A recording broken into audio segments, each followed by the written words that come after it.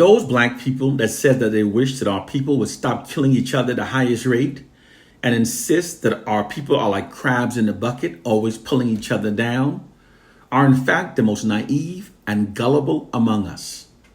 Moreover, they're ignorant of the fact that their perception of our racial group is controlled exclusively by white oppressive forces, whose power over us is made significantly greater when they keep us believing the fraudulent worst about ourselves. Fact number one: throughout history, the perceptions held by the oppressed are never truly their own.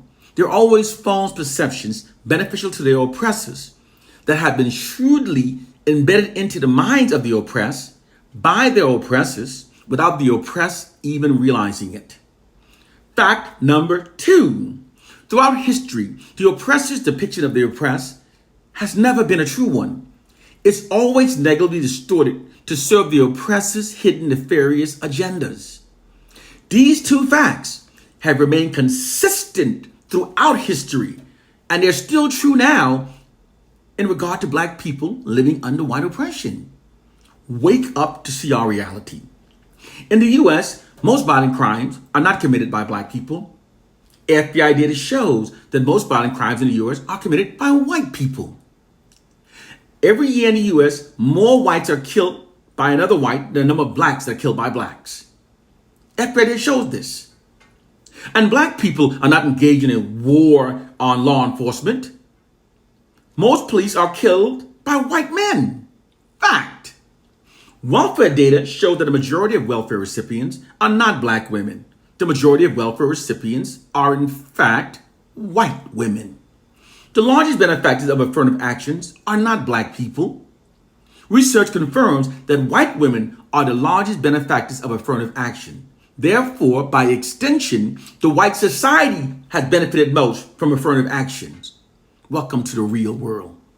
And there's no deficiency on black love. Black people are not running in droves to marry white spouses as the illusion you're getting from the media. In reality, the truth is the exact opposite. The U.S. Census Bureau released a report on the marriages, and it found that 86.5% of African American men are married to black women. Only 7% are actually married to white women. That same census report found that black women are the least likely of any other group to marry outside their race. But only 4% of husbands are white. 91% of the husbands of black women are black men. Only 4% are married to white men. Now, the fact is that most black people prefer black people. Black on black love does strongly exist. There's not a deficiency of black on black love. It's actually Asian women who have the highest rate of intermarriage at 24%. Okay? And it's untrue that black men are the worst fathers. The CDC found that 67% of black dads who don't live with their kids see them on a regular basis compared to the 59% of white dads and just 32% of Hispanic dads. And there's compelling evidence that that number of black dads living apart from their kids stems from structural systems of inequality and poverty, not the unfounded assumption that African American men somehow place lesser value on parenting. The study also found that black dads are even more likely to think it's important to financially provide for our children. Black people are not like crabs in a bucket. The premise that black people are like crabs in a bucket and always pulling each other down is totally untrue. That myth has been totally busted by the election of President Obama. When President Obama ran for president in 2008, he received more black vote than any president in U.S. history. He received over 95% of the African American vote. Black people that had never voted before in any previous election registered to do so and voted for President Obama in 2008. In some cases, in some places, black people waited 5 hours in voting lines to cast their votes. At President Obama's inauguration, and although it was freezing outside, he had the largest attendance of African Americans in U.S. history, more than any other president. Those millions of black people showed up checking into those expensive hotels at their own expenses. This fact and many more debunks the myth that black people are like crabs in a bucket, never supporting each other, only want to pull each other's down. The oppressed will always believe the fraudulent worst about themselves. These many disclosed facts are completely the opposite from what's commonly believed by black people. Moreover, the contradiction between the facts and the myths are much too great and far too widespread to be unintentional. It's by deliberate design. There's a perception management system in place that's designed to keep black people believing the fraudulent worst narratives about ourselves. Because when the oppressed are demoralized and made self-loathing, they are much more easier to control. Perception management is a propaganda technique that involves carefully altering the perception of a targeted audience to suit the objective of the creators of the disinformation. It utilizes disinformation propaganda campaigns in order to get a targeted population to believe whatever the creator of the disinformation wants them to believe, regardless if it's true or not. This is the hidden reality. We need to wake up and understand how this works. Now, the term originated within the U.S. military as a part of their PSYOPs program. PSYOPs means psychological operation program. They're describing it how information is provided or denied to a target audience to influence their emotions, their motive and objective and reasoning in order to promote change in their behavior that's favorable to the content creator. As specified by the U.S. Department of Defense doctrine, psychological warfare doctrine, it says the most effective way to subdue and control a large targeted population without actually physically fighting them is by inundating them with fraudulent negative information about themselves. More specifically, with disinformation that manipulates them to believe that their core problem lies within themselves.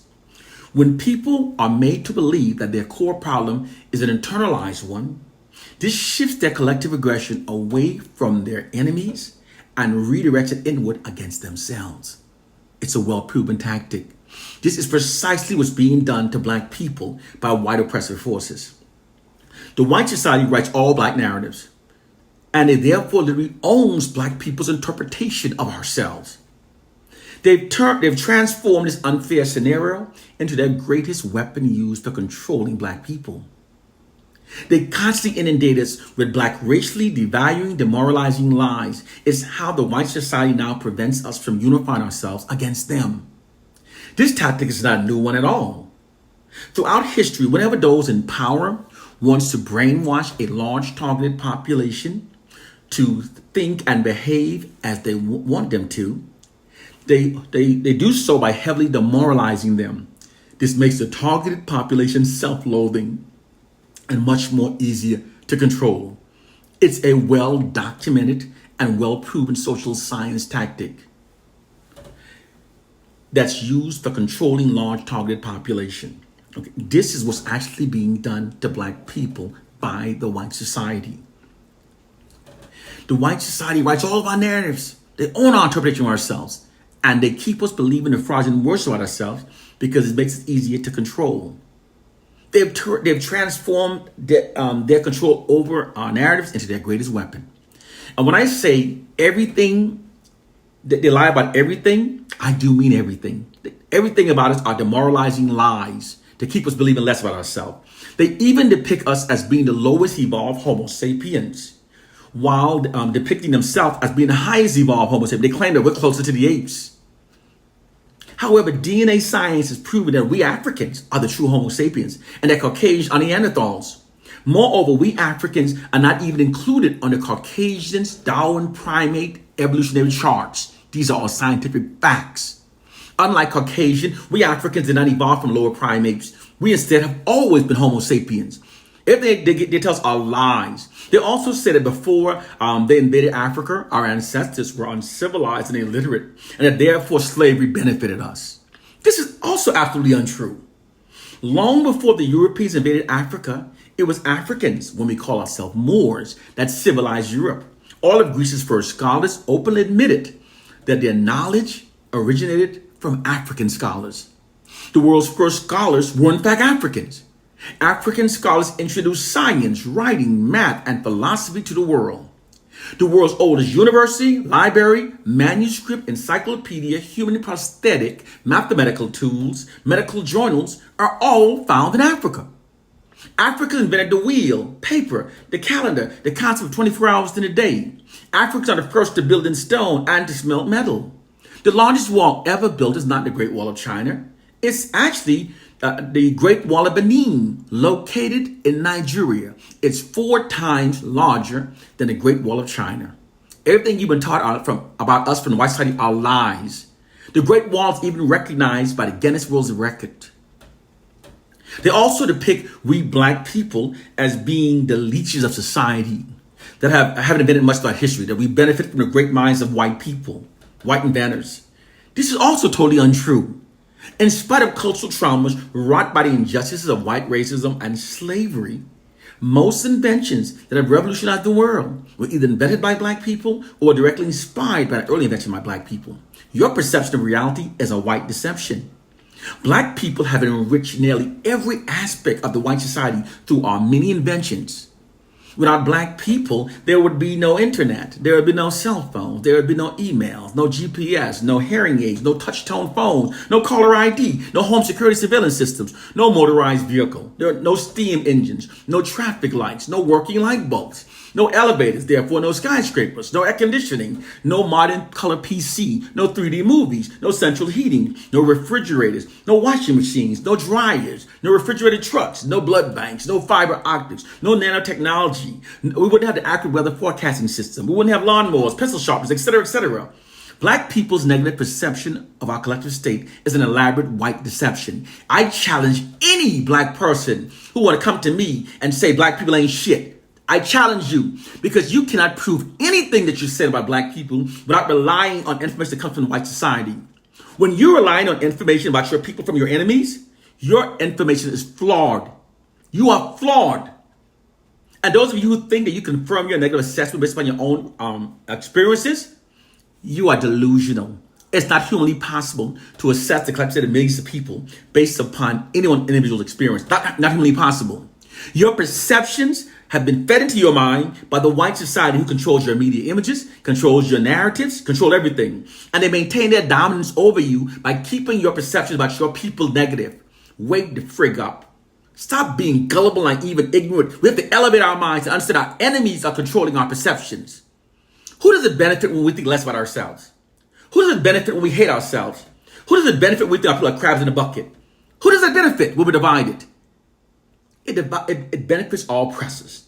Whenever the collective mind of the oppressed is ways that it benefits the oppressors, that mindset has been created by the oppressors. Brothers and sisters, it's time to wake up from our silly biblical fairy tales and our dumb slave syndrome myths and understand what's really happening. Wake up! No more time to believe. The time of believing in things that insult our intelligence is over. The time of believing in dumb shit is over. Wake up to our reality. One love and peace.